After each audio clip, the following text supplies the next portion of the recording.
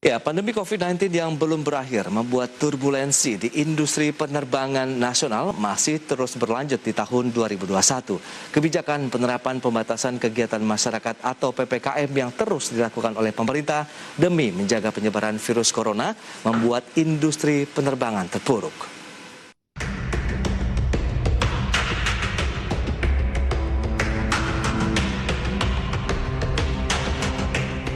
Pandemi COVID-19 yang masih belum terkendali dengan baik di Indonesia dan juga dunia membuat turbulensi di industri penerbangan nasional masih terus berlanjut di tahun 2021. Kebijakan penerapan pembatasan kegiatan masyarakat atau PPKM yang terus dilakukan pemerintah demi menjaga penyebaran virus corona telah membuat industri penerbangan terpuruk. Banyak maskapai penerbangan pun akhirnya menerapkan strategi bertahan atau survival mode agar bisa bertahan dari badai pandemi COVID-19. Sejumlah kalangan menilai bangkitnya industri penerbangan nasional sangat dipengaruhi dari kecepatan proses vaksinasi masyarakat. Tim riset Asosiasi Industri Penerbangan Nasional atau INACA menyatakan, jika pemerintah dapat menjalankan percepatan vaksinasi, maka industri penerbangan paling tidak baru bisa bangkit kembali secara bisnis di tahun 2025. Vaksin apakah sebagai game changer? Ya. Kalau misalkan kita bandingkan dengan international flight, tampaknya bahwa airline market itu sangat didominasi oleh domestic market. Sehingga menurut hasil dari riset kami, penguatan khususnya domestic market dengan protokol kesehatan itu adalah hal yang sangat signifikan untuk meningkatkan permintaan airline bagi masyarakat. Dan ini terbukti selama tahun 2020 tersebut. Sementara itu, maskapai penerbangan milik PT Garuda Indonesia Persero Tbk pun ikut merasakan tekanan pandemi yang terlihat dari rugi bersih tahun berjalan di semester 1 tahun 2021 sebesar 904,9 juta dolar Amerika atau setara 13,1 triliun rupiah. Kerugian tersebut meningkat dibanding periode yang sama pada tahun sebelumnya, 728,15 juta dolar atau 10,5 triliun rupiah. Berbagai sumber IDX Channel.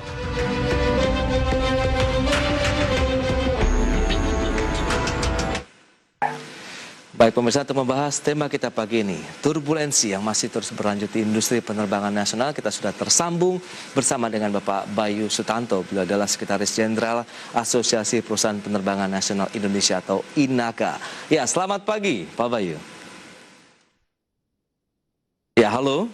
Selamat pagi Mas Pras dan pemirsa. Baik, terima kasih atas waktu yang diberikan Pak Bayu. Ini sudah disampaikan begitu dari informasi di awal bahwa memang turbulensi yang masih menyelimuti industri penerbangan hingga kini masih berlanjut. Mungkin bisa dijelaskan lebih detail begitu. Bagaimana dengan kondisi industri penerbangan di tahun 2021 ini? Baik, jadi kita semua tahu bahwa sejak Maret 2020 sejak pandemi melanda negara kita dan juga secara global di semua negara lain. Industri penerbangan mengalami turbulensi yang cukup parah, yaitu bahkan di tahun 2020 terjadi penurunan bisnis atau jumlah penumpang yang cukup drastis, yaitu penurunan sampai lebih dari 80%, 83% dan sebagainya. Kemudian memang kita semua waktu itu berharap pandeminya tidak panjang, tapi ternyata tetap berlangsung sampai sekarang. Bahkan di 2021 lebih parah lagi turbulensinya dibanding tahun 2020. Sampai bulan Juni tahun yang lalu pun jumlah penumpangnya jauh lebih rendah dibanding bulan Juni tahun 2020. Bahkan kita proyeksi di akhir 2021 jumlah penumpangnya lebih rendah dibanding akhir tahun 2020. Oke. 2020 kan ada sekitar 30 sampai 40 juta penumpang. Kemudian di tahun ini lebih rendah. Baik, lebih dikarenakan adanya penerapan dari pembatasan kegiatan masyarakat begitu atau PPKM sendiri yang terus berlanjut, bahkan sudah dinyatakan oleh pemerintah ini masih diperpanjang Pak sampai dengan 13 September mendatang. Bagaimana dengan kondisi penerapan PPKM terhadap industri penerbangan? Ya, jadi karena industri penerbangan ini kan sebagai alat angkut ya, memindahkan barang dari satu tempat ke tempat lain. Dengan adanya krisis kesehatan, khususnya pandemi COVID-19 ini kan pemerintah melakukan apa yang disebut dengan PPKM, kemudian diikuti travel restriction atau pembatasan perjalanan untuk orang khususnya. Sehingga ya minat atau permintaan orang untuk bepergian menurun drastis sekali. Bahkan sejak terjadinya atau penularan varian baru COVID-19 yaitu varian Delta kira-kira 2 bulan yang lalu ya, itu ya kita tahu bahwa sebarannya sangat kuat dan pasien pun juga banyak sekali, sehingga memang PPKM dan restriksi traveling yang sangat ketat juga gitu. Sehingga ya tentu orang tidak nyaman, tidak ini kalau kecuali penting sekali ya. Jadi itu yang membuat demand atau permintaan perjalanan turun sangat drastis. Baik, tapi kalau kita bicara mengenai maskapai penerbangannya ini, Pak Bayu, yang paling terdampak apakah yang memang ini operasionalnya oleh pihak swasta atau dari pemerintah juga mengalami hal yang sama? Sebetulnya maskapai penerbangan ini kan baik punya pemerintah maupun swasta kan hanya kepemilikan ya Mas ya. Iya. Jadi semua maskapai tidak peduli itu milik pemerintah atau BUMN maupun milik swasta ya terdampak besar sekali. Semakin besar ukuran airline-nya atau maskapainya juga semakin besar beban yang ditanggung. Dan bicara mengenai rute-rute penerbangan sendiri, begitu dengan adanya pandemi, apakah ini juga terjadi pengurangan, pembatasan begitu, bahkan mungkin ada rute yang dipangkas oleh maskapai penerbangan? Benar sekali ya. Jadi banyak rute-rute yang dipangkas atau dikurangi jumlah penerbangannya karena memang penumpangnya nggak ada.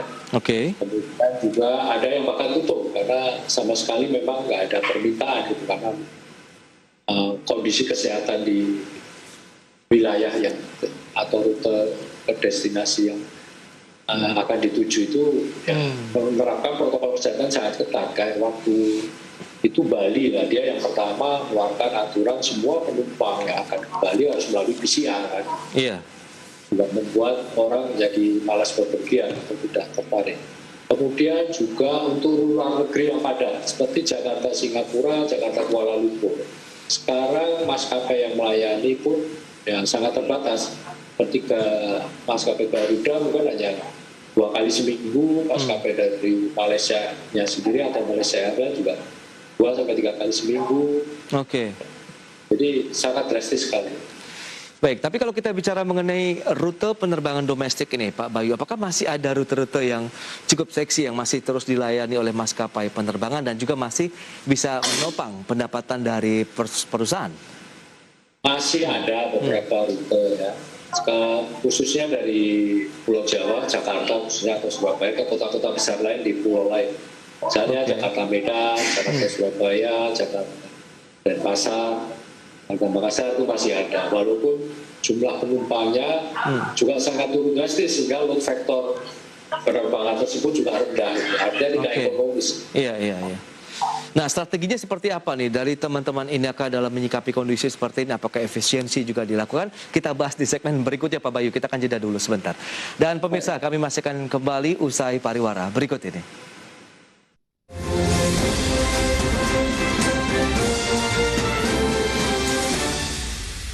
Baik, pemirsa, terima kasih Anda masih bergabung bersama kami dalam Market Review, dan berikut ini akan kami sampaikan sejumlah infografik kepada Anda terkait dengan industri penerbangan di masa pandemi.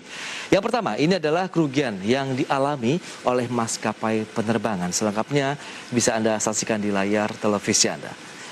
Baik, Garuda Indonesia, pemirsa, akibat pandemi harus mengalami kerugian, kita lihat per semester 1 2021 hingga 13,03 triliun rupiah. Kemudian dari sisi maskapai penerbangan internasional ada Qatar Airways per Maret 2020 27 triliun. Kemudian ada Singapore Airlines per Maret 2021 harus mengalami tekanan hingga 45 triliun rupiah. Qantas per semester kedua tahun 2020 lalu 77,5 triliun rupiah, dan Emirates kita lihat sampai dengan 78,3 triliun rupiah. Dan selanjutnya, ini adalah strategi bertahan yang diterapkan oleh maskapai penerbangan dalam menyikapi kondisi pandemi apa saja. Ada Sriwijaya Air yang memberikan opsi resign kepada karyawannya. Kemudian Garuda Indonesia menawarkan pensiun dini kepada karyawan. Lion Group bahkan harus merumahkan sekitar 8.000 karyawannya. Dan Susi Air terpaksa juga harus melakukan PHK terhadap karyawan dan 90% penerbangannya harus dihentikan. Kemudian Air Asia Indonesia merumahkan 833 karyawan dan memangkas gaji 500-an karyawan Air Asia Indonesia. Baik, kita akan lanjutkan kembali perbincangan bersama dengan Bapak Bayu Sutanto, Sekretaris Jenderal INAKA. Baik, Pak Bayu, tentu ini informasi yang bisa dikatakan memang ya ini cukup menyedihkan ya dengan kondisi pandemi, berarti tidak hanya maskapai di dalam negeri atau domestik, bahkan internasional pun mengalami yang sama. Nah, langkah-langkah efisiensi ataupun strategi-strategi dari teman-teman ataupun maskapai penerbangan di dalam negeri seperti apa saja ini Pak Bayu yang sudah dilakukan? Ya, baik. Jadi infografis yang Anda sampaikan tadi benar semua, Pak Setio. Kemudian memang ya kita tahu bahwa semua maskapai dalam negeri, apakah itu di BUMN, Garuda, Citylink, dan juga ya swasta sama saja, Pak. Memang itu yang harus dilakukan ya, saving cost lah ya, atau cutting cost. Ya, kemudian beberapa yang bisa dilakukan adalah negosiasi lah ya dengan kreditur, ya, khususnya lessor pesawat terbang, kemudian bank juga ada. Dan terima kasih bahwa OJK juga setelah memperpanjang masa restrukturisasinya yang tadinya habis di tahun bulan ini diperpanjang lagi. Kemudian ya banyak sekali dari khususnya dari biaya-biaya fixed cost ya, seperti karyawan ditawarkan dirumahkan dulu, kemudian ditawari pengunduran diri atau pensiun dini sampai dengan pemutusan hubungan kerja khususnya untuk yang kontraknya sudah berakhir, itu yang bisa dilakukan oleh maskapai karena ya penerbangan atau pendapatannya juga turun sangat drastis gitu ya. Oke. Itu konsekuensi logis lah dari bertahan ya. Kita saat ini dalam survival mode lah ya. Bertahan.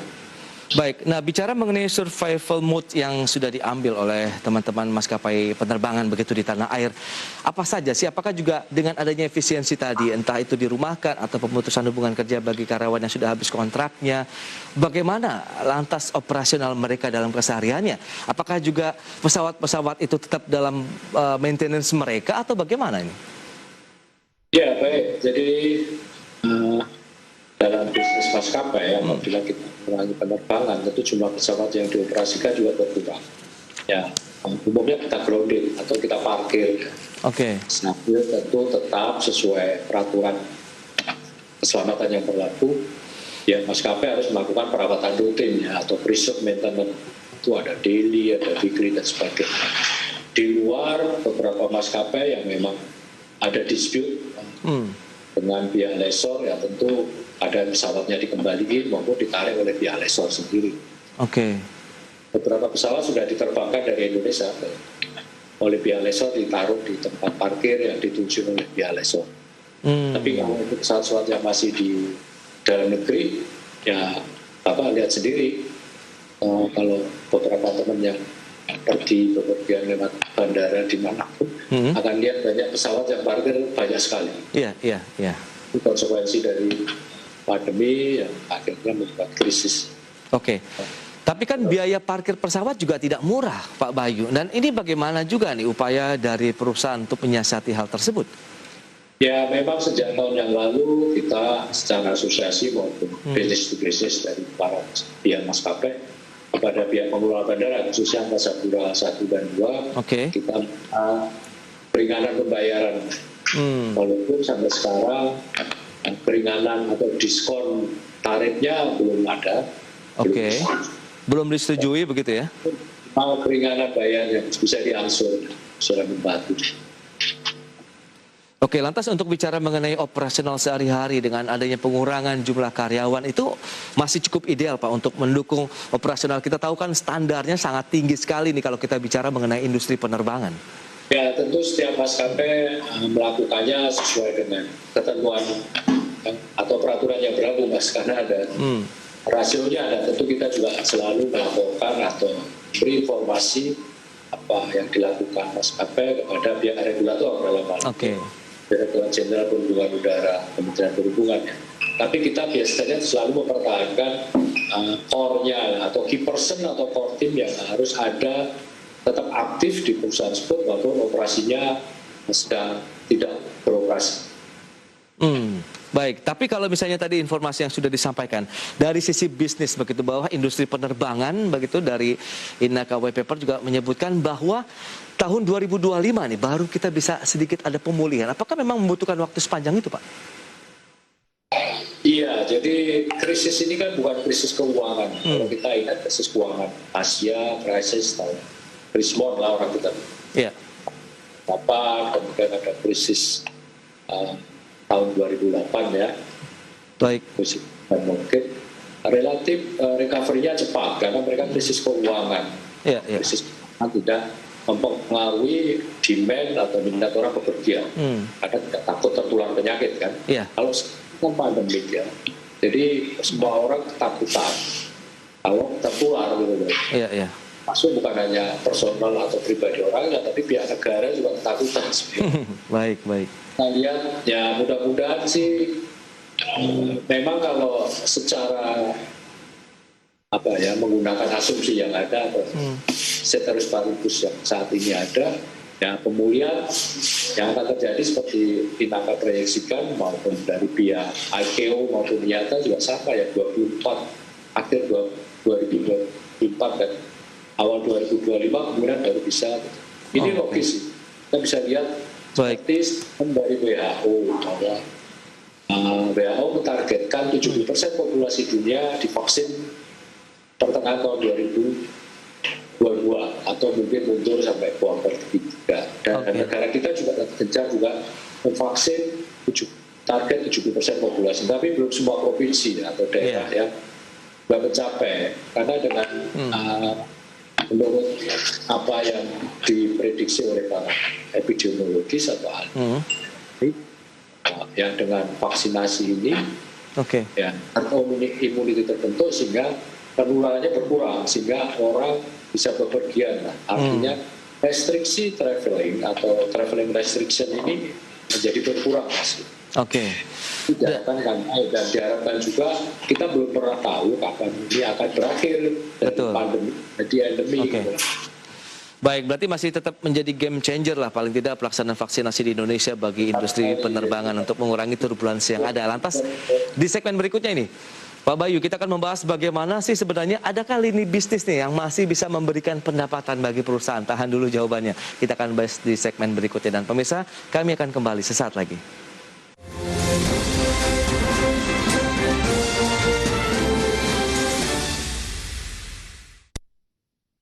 Baik pemirsa, masih membahas turbulensi industri penerbangan yang masih berlanjut. Kita akan lanjutkan kembali perbincangan bersama dengan Bapak Bayu Sutanto. Ya, Pak Bayu, di tengah kondisi pandemi COVID-19, industri penerbangan yang masih masuk dalam turbulensi yang masih sangat kuat begitu. Tapi adakah asa Pak yang masih menjadi harapan dari teman-teman pelaku usaha di industri penerbangan dari sisi bisnis yang paling tidak masih menyumbang lah dari pendapatan perusahaan? Apakah logistik yang sedang marak di tengah pandemi ataupun dari sisi penyewaan atau charter jet-jet pribadi begitu yang kabarnya juga ada sedikit demand meskipun di tengah pandemi? Silakan Pak Bayu.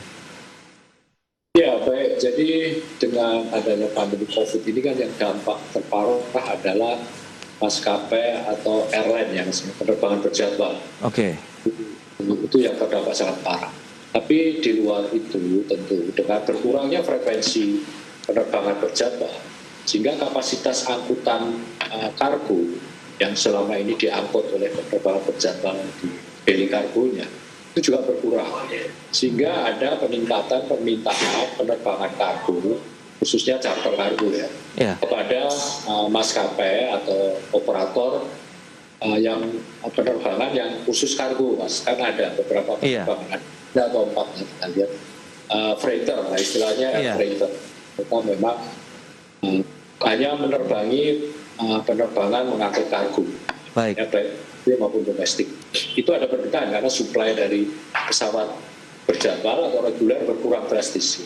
Oke. Kemudian untuk bisnis charter itu juga ada peningkatan sedikit untuk private jet, khususnya untuk penumpang VVIP.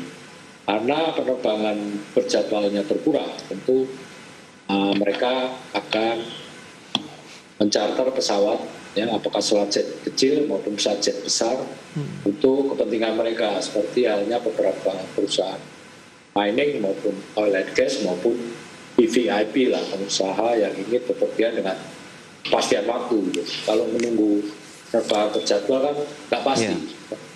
Yang tadinya sehari 5 kali menjadi sehari sekali, yang tadinya tiap hari menjadi 2 kali seminggu dan sebagainya, sehingga tidak pasti. Sehingga ya kalau itu penting sekali, mereka akan mencarter pesawat.